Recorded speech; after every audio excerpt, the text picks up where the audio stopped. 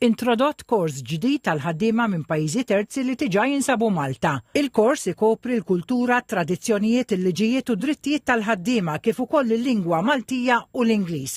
Il-kors huwa mandatorju jinkludi eżami b'applikazzjoni permezz tal-Aġenzija Identità u koordinazzjoni mid-Dipartiment tal-Eżamijiet tal-Gvern.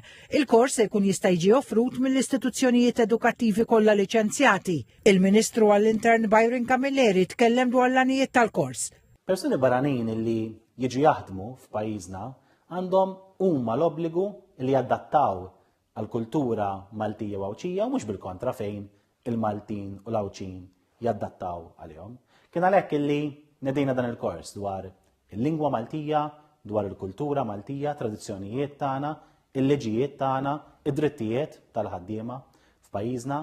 Il-kors huwa wkoll marbut mat tiġdid ta' permess ta' xogħol. Ħaddiema f'xogħlijiet bażiċi jridu jgħaddu mill-kors u l-eżami biex jikkwalifikaw għall-estensjoni waqt dawk f'xogħlijiet higher skilled l-estensjoni ta' sentejn tingħata fuq bażi ta' taħriġ. F'ċertu skemi speċjalizzati t-tiġdid jista' jilħaq sa 3 snin skont il-kundizzjonijiet u l-kuntratt tax-xogħol.